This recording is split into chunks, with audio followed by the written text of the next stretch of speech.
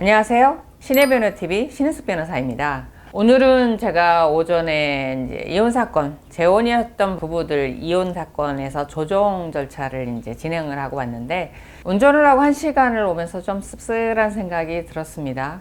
재혼이라고 하지만은 수십 년을 살았는데 어쩜 그렇게 돈을 안 주려고 하시는지, 참 왜 그럴까, 왜 이렇게 인정이 없을까, 그런 생각을 하면서 조금 우울했습니다. 그래서 재혼이라는 게 과연 해야 되는 것인가 말아야 되는 것인가. 물론 앞선 영상에서 제가 재혼은 반드시 깨진다라고 영상을 올렸지만 그 생각엔 사실 지금도 변함이 없습니다. 근데 왜 사람들이 이렇게 매몰찰까, 인정이 없을까, 그런 생각을 해봅니다. 그런데 재혼이 반드시 이렇게 부정적인 건 아니에요. 제 주변에도 재혼을 정말 잘하셨고 정말 슬기롭게 양쪽 자녀분들과의 갈등 극복하시고 잘 사는 분 계세요. 그분 저한테 매번 만날 때마다 그러세요. 재혼에서 다 깨지는 거 아니야, 잘 사는 사람도 있어, 이렇게 말씀하세요. 제가 봐도 그분은 정말 재혼을 성공적으로 하셨다는 생각이 들었습니다. 그래서 재혼이 성공하려면 어떤 조건이 있어야 될까, 정말 건강한 바람직한 재혼은 무엇일까, 이 부분을 TV조선 드라마 혹시 엉클 보셨나요? 얼마 전 그게 종료했죠. 그 드라마와 이제 관련해서 그 내용을 설명하면서 건강한 재혼이 무엇인가, 이런 부분에 대해서 한번 설명하고자 합니다. 드라마 엉클은 큰 줄거리는 혼자 이혼을 하고 아들을 혼자 기르던 누나에게 이제 연락을 하고 지내지 않았던 남동생이 찾아오면서 이제 벌어지는 에피소드입니다. 그래서 그런 에피소드 과정에서 이 이혼을 했던 누나가 재혼을 하게 되고, 그 다음에 양육권 분쟁과 관련해서 아들의 할머니와 양육권 분쟁, 이런 이제 내용들이 들어 있습니다. 그래서 그 중에서 저는 이 드라마를 보면서 마무리가 좀 훈훈했다라고 하는 것이, 이혼하고 혼자 살던 그 누나가 아들을 데리고 딸을 데리고 있는 이혼남은 아니고 이제 상처를 했죠. 그 남자와 네 가족이 재혼을 하는 과정이 이제 그려졌는데 정말 마지막 장면은 훈훈했습니다. 그래서 건강한 재혼은 이것이다 라고 설명하기에 딱 맞다라는 생각이 들어서 이 영상을 준비를 했습니다. 일단은 이 두 사람의 재혼 과정을 보면, 그럼 재혼이 성공하려면 어떻게 하느냐라는 게 이렇게 단계별로 내용별로 나와요. 첫 번째, 두 사람이 교제하는 것, 그 다음에 두 사람이 호감을 갖는 것, 그 다음에 재혼해서 새로운 가정을 꾸미고 싶어 하는 것들을 일단 주변에 자연스럽게 알리고 그 주변 사람들이 받아들이고, 무엇보다도 나의 아들과 그 다음에 그 남자의 딸이죠, 이렇게 네 사람이 같이 이렇게 재혼하고 한 가정이 된다라는 것에서 소통을 하고 서로 동의하고 이렇게 반기고 기대하고 이제 이런 모습이 나왔습니다. 그래서 그런 모습을 보면서 보통은 사실은 엄마 아버지가 이혼하고 나서 특히 엄마에게 그런 생각들을 많이 하시죠. 아드님들이 그런 생각을 많이 한다라고 하는데, 그냥 우아하게 고고하게 호적에 이렇게 다른 뭐 잉크 들이지 마시고 그냥 홀로 사시면 안 돼요, 뭐 이런 생각을 하시는 경우가 있다라는 거예요. 꼭 그렇게 재혼을 해야 돼요? 엄마라는, 아버지라는 위치가 있는데 남성, 여성 자연인으로서 이성이 꼭 필요해요? 이런 반감을 갖고 있는 경우가 있다라는 거죠. 근데 엉클이란 드라마에서는 자녀들이 초등학생이었어요. 같은 학년이었고 같은 반이었어요. 남성이 데리고 있던 딸 같은 경우 주변에 자랑을 하죠. 나도 이제 엄마가 생긴다고 이렇게 자랑을 하게 되고, 내 아들도 친자매가 같진 않겠지만 그 친구로 지내는 그 여자아이와 가족이 될 수 있다라는 거, 그 다음에 엄마의 지원자인 새아빠가 생긴다는 부분에 대해서 대단히 이렇게 반겼다라는 내용이 참 좋았습니다. 물론 거기에 드라마에서 다 표현은 안 했지만 그 전제로선 제가 말씀드렸지만 그 두 사람의 관계 숨긴 게 아니고 주변에도 자녀를 다 공개하고, 그 다음에 그들이 서로 좋아하는 감정을 느낀다라는 걸 그들에게도 느끼게 하고, 이런 공감대를 갖게 된 거죠. 그래서 이렇게 시작하는 게 바람직하다라고 봅니다.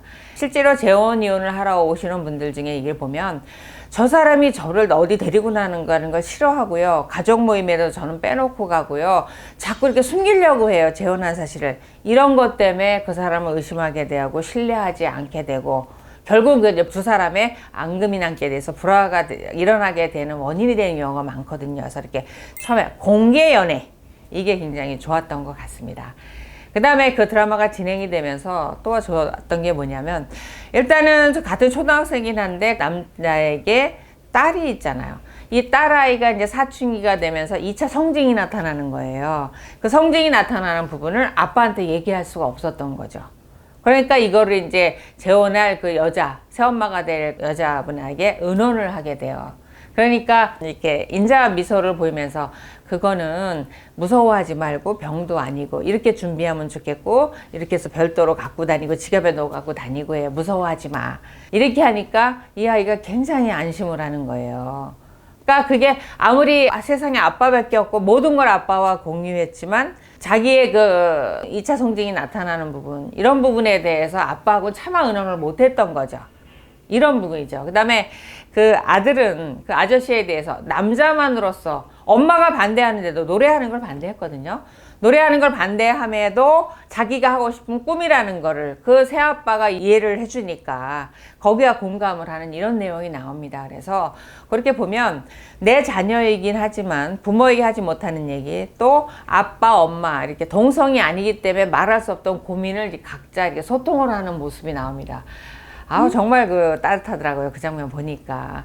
이런 면에서 이제 공감을 하면 서로가 이제 갈등이 좀 적어지겠죠. 받아들이게 되고, 그리고 이제 그 네 사람이 모습을 보면 아빠라고 불러, 새엄마라고 불러 이런 거 강요하지 않아요. 자연스럽게 그냥 아저씨, 아줌마 이렇게. 그러니까 함께 한다라는 거를 그 사람들이 행복해하지 어떤 역할에서 이렇게 강박적으로 아이들한테 이런 의무를 주어지지 않았어요.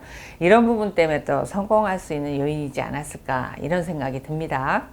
그 다음에 사실 재혼한 가정에서 가장 이제 재혼한 부부가 고민스러워하는 것이 자녀들 간에 보이지 않는 경쟁심, 자격지심, 자존심 싸움 이런 게 있다라는 게 굉장히 힘들다고 합니다. 그러니까 그런 부분 때문에 이제 갈등이 유발되고 서로 절대 물리적으로 이렇게 합해지지 않아요. 이런 부분 때문에 고민을 하는데 지금 이 드라마가 거기에 대해서 그 부분을 어떻게 극복할까라는 답을 주고 있어요. 뭐냐면 그 아이들의 공통 관심사가 있어요. 그게 공부면 공부, 취미면 취미 이런 관심사가 있어요. 두 사람이 이런 같은 관심사를 공유하고 있다라는 거예요. 그러니까 남매가 될 수는 없죠, 절대. 그죠? 한 집에 살기는 해도. 근데 두 사람이 다 한쪽이 노래를 하고 싶어 하는 꿈을 지원하고 또 이쪽이 그걸 관심 있어 해주니까 고마워하고 그러면서 끊임없이 그들이 그거와 관련한 대화를 해요, 아이들이. 그 공통 관심사에 대한 대화를. 그래서 어찌 보면 재혼하는 과정에 있어서 이제부터 너희는 형제같이 살아 이렇게 강요하지 마시고, 솔직히 말하면 재혼하신 두 분만 좋지 애들은 그렇지 않거든요. 둘이 좋다고 애들까지 좋을 거라고 생각하시는 건 대단히 큰 착각이고요. 그러니까 이 아이들이 같은 공통 관심사에 관심을 갖고 대화를 하면서 자연스럽게 친하게 된다는 거예요.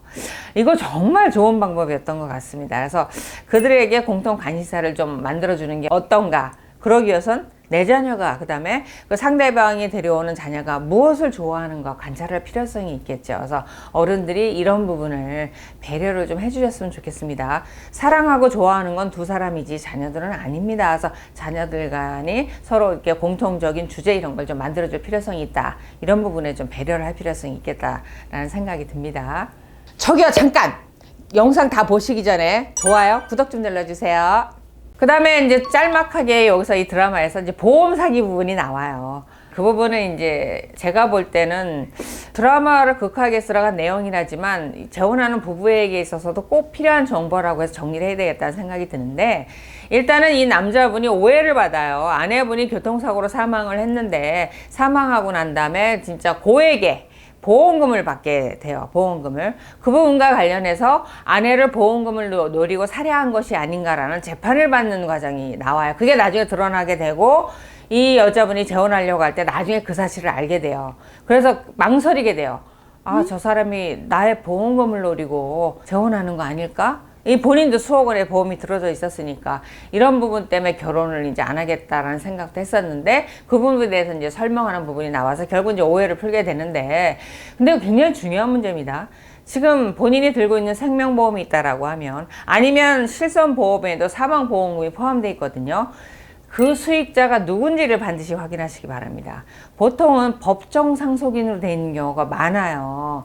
근데 그거는 자연스럽게 뭐 내 남편, 내 배우자가 있고 자녀에게 그래 아무나한테 가도 좋다, 그들이 받으면 좋다라고 생각하시면 모르지만 이 가정은 재혼 가정이잖아요. 그럼 법정 상속인으로 놔뒀을 때 재혼을 한다라 그러면 수익자가 내 아들 또 내 딸 말고도 배우자가 들어오게 된다는 문제가 있습니다. 그래서 이런 오해를 불식시키기 위해서 재혼하시기 전에 보험 들어놓은 것들 각자 수익자가 누구에게 돼 있는가 보험사에 좀 확인을 해 보시기 바랍니다.